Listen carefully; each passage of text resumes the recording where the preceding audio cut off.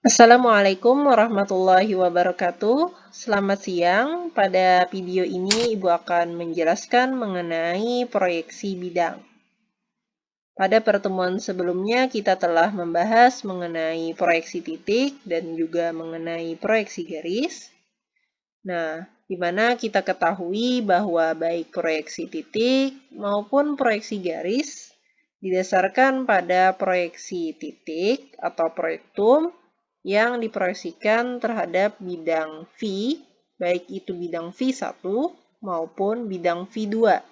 Di mana jika misalnya yang kita proyeksikan adalah garis, jika garis diproyeksikan terhadap bidang V1 akan menghasilkan L1, sedangkan jika garis diproyeksikan terhadap bidang V2 akan menghasilkan proyeksi L2 atau garis L2. Nah, proyeksi bidang itu akan berbeda dengan proyeksi garis yang menggunakan konsep proyeksi titik. Di mana proyeksi bidang ini didasarkan pada konsep yang telah kita pelajari di mata kuliah geometri analitik ruang khususnya, yaitu bahwa perpotongan dua buah bidang itu akan membentuk suatu garis atau yang kita sebut sebagai garis potong. Ya. Nah, di mana garis potong inilah yang nanti akan menjadi proyeksi dari suatu bidang. Ya, sederhananya misalnya di awal kita telah mengetahui kita mempunyai dua buah bidang utama yaitu bidang V1 dan juga bidang V2. Di mana bidang V1 dan bidang V2 ini dia saling berpotongan tegak lurus dan membentuk suatu garis potong, yaitu pada gambar ini garis yang ini berwarna biru yang kita sebut sebagai sumbu X. Nah, maka begitu juga ya proyeksi bidang ya terhadap bidang V1 dan V2. Misalnya nama bidangnya adalah bidang alfa. Maka yang dimaksud dengan proyeksi bidang alfa itu adalah garis potong yang terbentuk dari perpotongan antara alfa dengan V1 dan perpotongan antara bidang alfa dengan V2. Di mana garis yang terbentuk dari perpotongan alfa dengan V1 itu akan dinamakan sebagai alfa 1 atau juga disebut sebagai garis tembus pertama. Sedangkan ya perpotongan antara bidang alfa dengan bidang V2 yaitu gambarnya seperti itu ya, seperti ini. Nah, maka akan disebut sebagai alfa 2 atau disebut juga sebagai garis tembus kedua. Nah, jadi lebih sederhana ya untuk membuat proyeksi bidang. Atau pada gambar proyeksi berarti kita punya alfa 1, lalu kita punya alfa 2. Ya, di mana alfa 1 dan alfa 2 dia akan bertemu di sumbu X pada suatu titik ya. Yang kita namakan misalnya nama titiknya adalah titik alfa karena merupakan hasil dari perpotongan antara garis yang merupakan garis tembus pertama dengan garis tembus kedua. Nah, dan ini juga mewakili konsep yang kita pelajari pada geometri analitik ruang bahwa perpotongan tiga buah bidang ya akan menghasilkan satu titik persekutuan.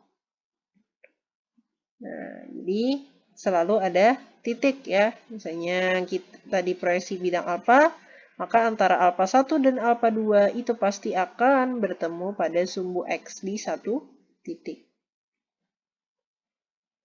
Nah, itulah proyeksi bidang. Lebih sederhana daripada proyeksi titik dan garis. Untuk di ruang pertama ya. Nah, di buku kalian ada beberapa contoh proyeksi bidang ya. Di mana bidangnya ini sudah ditentukan kedudukannya. Ya, gambar yang pertama adalah contoh proyeksi bidang yang tegak lurus terhadap V1, ya bidang V1. Nah, maka kalau kita diminta membuat bidang yang mana bidangnya itu tegak lurus terhadap V1, itu bisa ada dua kemungkinan yang bisa kita ambil. Bisa kita buat saja bidang yang sejajar V2, misalnya persis ya di depannya sini. Atau bisa juga menggunakan ini, yaitu bisa membuka ke kanan dan membuka ke kiri. Nah, misalnya membuka ke kanan seperti ini, ya, ke kanan kita, lalu membuka ke kiri seperti itu bidangnya.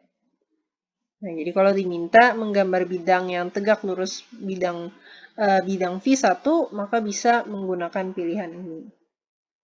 Nah, bagaimana gambar proyeksinya? Misalnya kita ambil bidang yang tegak lurus terhadap V1, namun yang membuka ke kanan. Nah, maka seperti yang kita pelajari, bahwa proyeksi bidang berarti perpotongan antara bidang tersebut, di mana bidang alfa dengan V1 dinamakan dengan alfa 1, lalu perpotongan antara bidang alfa dengan V2 dinamakan sebagai alfa 2. Sehingga gambar proyeksi yang terbentuk alfa 1 dan juga alfa 2. Ya, di mana alfa 1 dan alfa 2 bertemu pada satu titik yang kita namakan dengan titik alfa. Dan tadi cirinya ya karena tegak lurus terhadap V1, kita dapat melihat dari gambar proyeksinya.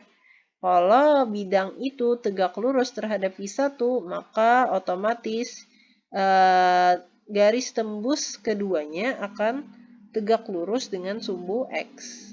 Nah, berarti nanti kebalikan, kalau kalian menggambar bidang yang tegak lurus terhadap V2, maka nanti alfa satunya yang akan tegak lurus dengan sumbu X. Nah, jadi seperti itu. Lalu contoh lain ada gambar proyeksi bidang, di mana misalnya bidangnya tadi namanya bidang alfa, itu sejajar sumbu X. Bagaimana gambarnya? Seperti biasa ada V1, V2, lalu kita buat saja bidang yang dia itu sejajar dengan sumbu X. Nah, ini kan sumbu X yang bagian belakang, ini bidangnya bidang alfa. Ya, alfa ini dia sejajar dengan sumbu X. Nah, maka gambar proyeksi bidang alfa adalah alfa 1, yaitu perpotongan V1, ya, alfa dengan V1. Lalu alfa 2 adalah perpotongan bidang alfa dengan V2. Sehingga gambar proyeksinya, karena dia sejajar sumbu X, otomatis ya proyeksi dari bidang alfa, baik alfa 1 dan alfa 2-nya akan sejajar dengan sumbu X.